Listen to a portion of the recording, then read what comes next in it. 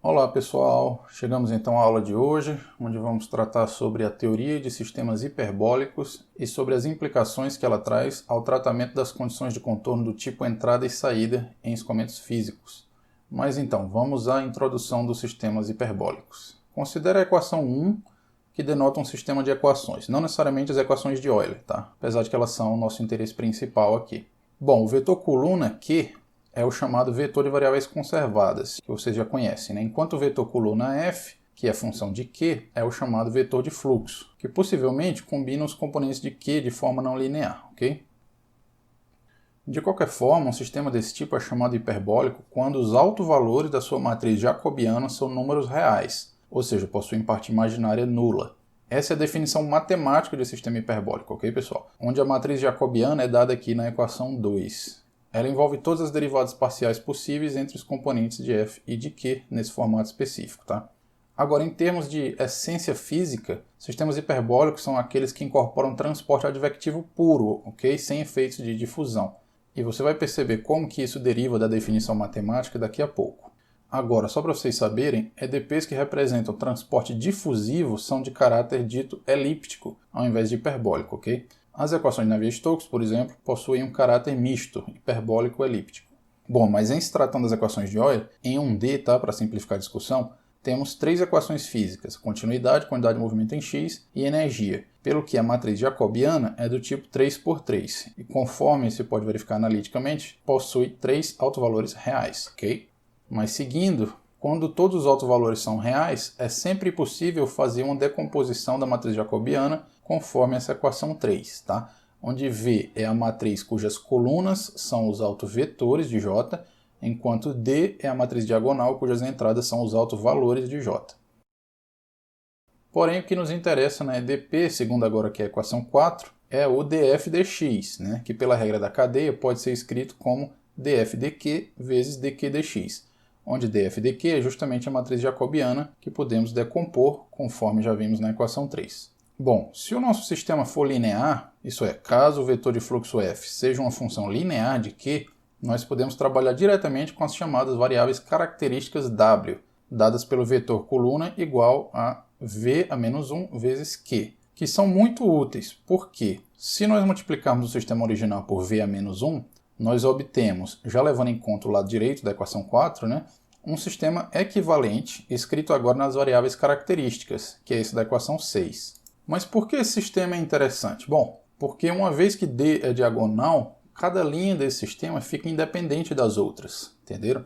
Ou seja, cada linha agora pode ser desacoplada como na equação 7, onde no caso das equações de Euler, em 1D, né, nós teríamos três equações desse tipo, em que cada lambda J representa um dos autovalores do sistema original. De qualquer forma, a equação 7 é uma antiga conhecida nossa, né, justamente a equação de advecção pura, onde a velocidade de cada uma dessas equações é dada pelo próprio autovalor lambda_j. Né? Ficou claro agora por que os sistemas hiperbólicos incorporam basicamente transporte advectivo? Muito bem. Porém agora, antes de terminar essa seção, preciso ressaltar o seguinte. Em se tratando de equações não lineares, a rigor eu não poderia ter simplesmente passado a matriz V a menos 1 para dentro da derivada dq dx, né? De onde eu obtive esse termo dw dx da equação 6.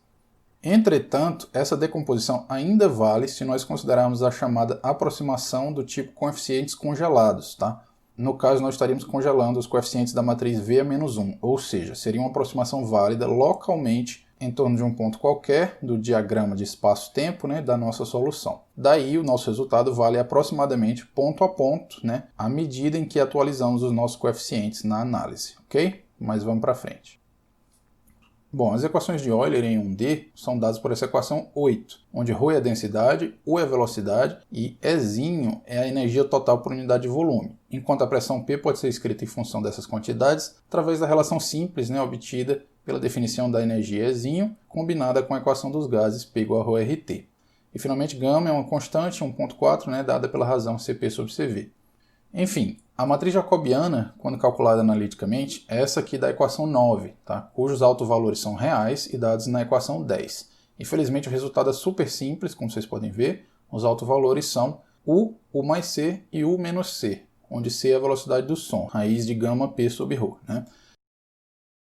Essas são as chamadas velocidades características das equações de Euler, tá? Porque elas representam essencialmente as velocidades de propagação das variáveis características dentro das equações de Euler, tá bom? Agora, vamos considerar essas velocidades características em dois casos, o supersônico e depois o subsônico. Bom, no caso supersônico, U é maior que C, então todos os autovalores são do mesmo sinal, seja positivo ou negativo, né? A depender do sinal da velocidade U. Portanto, no caso supersônico, todo o fluxo de informação do sistema se propaga numa única direção, definida pela própria velocidade U. Já no caso supersônico, os autovalores lambda2 e lambda3 terão necessariamente sinais opostos, estão percebendo? O que significa, qualquer que seja o sinal de lambda1, que duas das três partes da informação do sistema se propagam numa direção, enquanto a outra parte da informação se propaga na direção contrária, né? Esse tipo de interpretação é fundamental no CFD para o tratamento correto das condições de contorno do tipo entrada e saída, tá? Especialmente para escoamento interno compressível. Mas antes de explicar melhor isso na próxima sessão, eu queria exemplificar como esse tipo de análise também pode ajudar na discretização espacial de sistemas de equações. Bom, as equações de Euler obedecem a uma relação extra chamada propriedade homogênea, pela qual o vetor de fluxo F é dado pelo produto entre a matriz jacobiana J e o vetor de variáveis conservadas Q. Isso pode ser verificado fazendo o produto e comparando os termos do F, ok? Bom, mas isso nos permite fazer o seguinte. Primeiro, vamos definir as matrizes diagonais D+, e D-, conforme essa equação 11, que são simplesmente as partes positivas e negativas da nossa matriz diagonal original dos autovalores, né? Perceba que agora, na diagonal, os termos negativos se tornam zero em D+, que vai manter apenas os autovalores positivos, né? Enquanto em D-, os termos positivos se tornam zero, porque D- vai manter apenas os autovalores negativos. Com isso, nós podemos já definir as matrizes J+ e J-, né, conforme essa equação 12, que são respectivamente baseadas nas matrizes D+ e D-. Perceba que, por construção, a soma de J+ com J- recupera a matriz jacobiana original. Agora, fazendo uso daquela propriedade homogênea, podemos já escrever F como J+ vezes Q mais J- vezes Q, nos permitindo reescrever o sistema original conforme está na equação 13, onde, por construção, os autovalores de F+ são positivos, enquanto os de F- são negativos. Perceberam aí a esperteza? A utilidade disso é que nós podemos de antemão aplicar a formulação upwind de maneira consistente para esses dois termos, né? Levando em conta que eles possuem velocidades características de sinal oposto, tá? Já que, por construção, né, os autovalores de F+ são todos positivos, enquanto os de F- são negativos. Então, na prática, você poderia aplicar aquela fórmula upwind generalizada, né, com um fator beta positivo para o F+, e negativo para o F-. Nesse caso, a estabilização upwind vai funcionar corretamente para os dois termos. Essa técnica é chamada flux vector splitting, ou separação do vetor de fluxo, né? Justamente porque o vetor F foi separado em F+ e F-.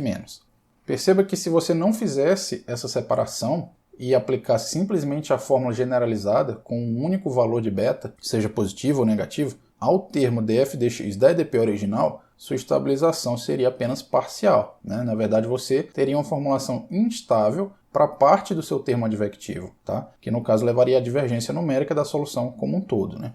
E para fechar, eu queria ressaltar que essa é apenas uma estratégia para se estabilizar um sistema de EDPs. Uma alternativa, por exemplo, seria aplicar aquela fórmula centrada para o df dx original e adicionar do lado direito da EDP um termo de dissipação artificial aplicado ao vetor de variáveis conservadas Q, fazendo um papel semelhante à dissipação upwind, né?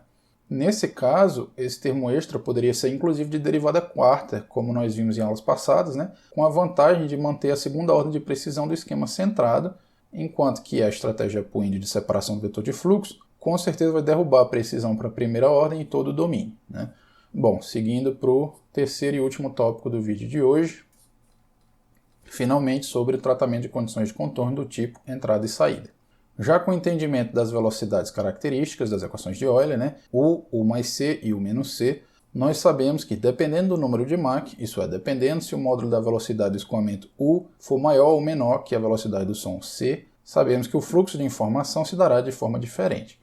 Vamos então considerar uma simulação CFD interna de um bocal convergente divergente, tá? Como nessa figura 1. E vamos considerar que o nosso domínio de cálculo começa na estação 1, onde a gente teria aí o primeiro ponto da malha, né? E termina na estação 3, onde a gente teria aí o último ponto da malha. Okay? E vamos pensar numa simulação 1D para simplificar, tá, pessoal? Com malhas semelhantes àquelas que a gente costumava trabalhar nos exercícios de MATLAB, né? Porém não mais com condição de contorno periódica, visto que agora o primeiro e último ponto da malha correspondem às estações 1 e 3 da figura, né? São pontos de condição de contorno que precisam ser prescritos ao longo da simulação, ao invés de serem atualizados via marcha temporal, como se fossem um ponto interno do domínio, né? Mas enfim, como prescrever essas condições de contorno? Isso é, como prescrever o estado completo da solução ρ, U e energia nos pontos inicial e final da malha ao longo da simulação. Bom, o raciocínio gira em torno do seguinte: ao considerar tanto o ponto inicial quanto o ponto final da malha, você precisa checar o número de Mach local e pensar nas velocidades características naquele ponto. Isso é, o sinal das velocidades características, ok? Daí, quando houver informação entrando no domínio, você vai precisar usar informação externa ao domínio para montar a solução naquele ponto.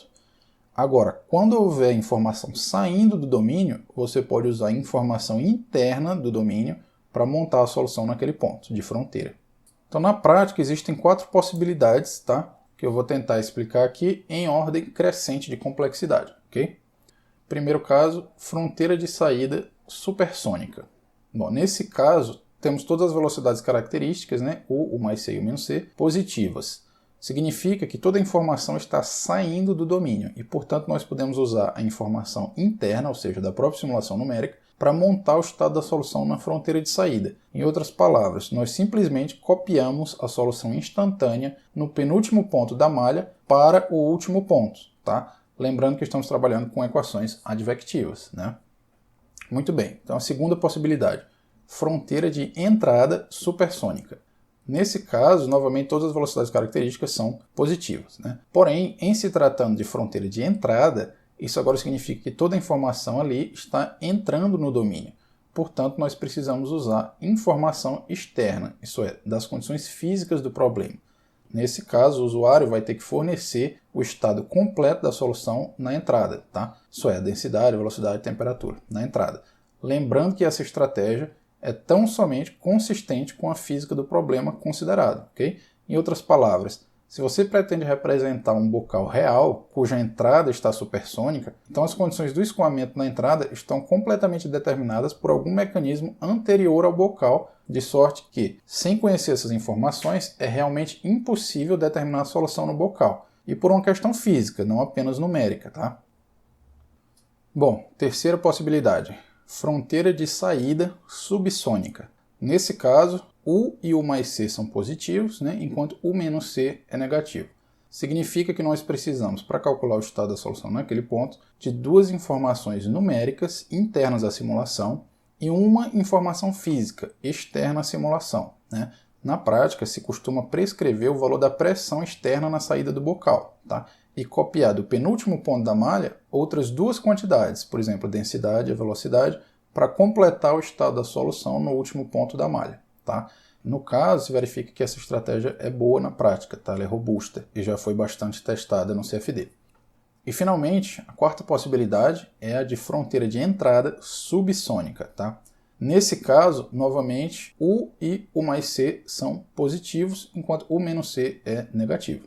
Porém, em se tratando de uma fronteira de entrada, significa que nós precisamos, para calcular o estado da solução naquele ponto, de 2 informações físicas, né, externas à simulação. Na prática, são buscadas das condições termodinâmicas, por exemplo, do reservatório de estagnação do fluido, né, e uma informação numérica interna da simulação. Na prática, se costuma copiar do segundo ponto da malha o valor da entropia para o primeiro ponto, tá? Que é uma combinação aí de pressão e temperatura, né?